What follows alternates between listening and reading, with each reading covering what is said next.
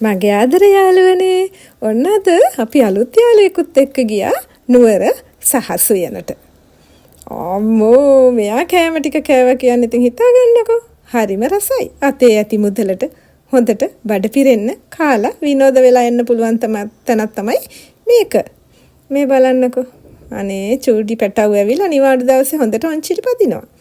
දෙමාපියොත් එක්ක ඇවිල්ලා. එක දවසක් අපිට දරුවන් වෙනුවෙන් වෙන් කරන්න ඕනේ නේද? අම්මයි තාත්තයි බබාලා ඉතින් පුළුවන් විදිහට සමහර අය යනවා. මේ බලන්නකෝ මේ යාළුවාගේ ඇඳුමේ ලස්සන. ඔන්න එතන තමයි අච්චාරු පෙරේතයෝ ඉන්නේ. මේ බබාලා ඇතුලේ ඉඳලා එනවා. මේ හොඳට පීනාලා තෙමෙන්නේ නේ ලස්සනයි නේද? අනේ ඉතින් අපිත් චූටිවට හිටියනම් කියලා හිතෙනයි වුණාට ඉතින් අපිට ඉතින් අත හොදගෙන කන්න හිතුණා. මේ බලන්නකෝ මේකේ නැති දෙයක් නෑ. ඒ වගේම හරිම මේ ලාභයි අපිට. මේකේ කෑම. බලන්න තියෙන කෑම જાති කැඳ වර්ගද, ඒ වගේම තෝසේ, රොටි, බත් අපි ගත්ත කහබත් එකක්. හරිම රසයි ඒක නම් මට.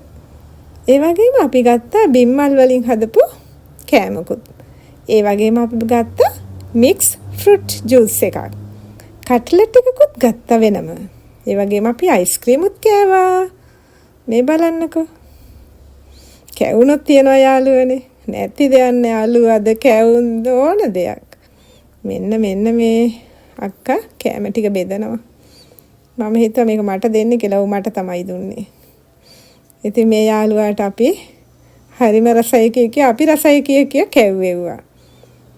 එයා හරියට විනෝද වුණා. රසයිලු.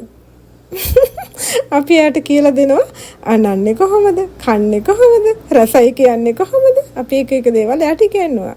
එයා හරියට විනෝද වුණා පිට එක්ක. බලන්නකෝ. ඉතින් ඔයාලට මං ගේන්න හිතුනේ මේ වගේ තැනකට. ඉතින් ඔයාලා නුවර ආවොත් අතේ ඇති මුදලට දරුවන්ටත් විනෝද වෙලා යන්න පුළුවන්. මාලිගාවත් වැඳගෙන නේද? කෑවලා යාළුවනේ මේ කෑම ටික ඔක්කොම මම කෑවා. මේකේ බිත්තරයක් තිබුණා, චට්නි එකක් තිබුණා, චිලි පේස්ට් එකක් තිබුණා, බිත්තරයක්, කට්ලට් එකක්. ඉතින් අපි පොඩි රවුමක් ගිහලා එක විදිහට ෆොටෝස් ටිකකුත් ගත්තා. ඒකත් අරගෙන ඉතින් අපි තව අයිස්ක්‍රීම් එකකුත් කෑවා. කාලා ඉතින් සහස් උයනේ එන්න ආවා. ඔයාලත් විනෝද වෙන්න මේක බලලා පුළුවන් වෙලාවක ඔයාලත් ගිහින් එන්න යන්න. මේක බලාගෙන හිටියට ඔයාලට ගොඩාක් ස්තුතියි.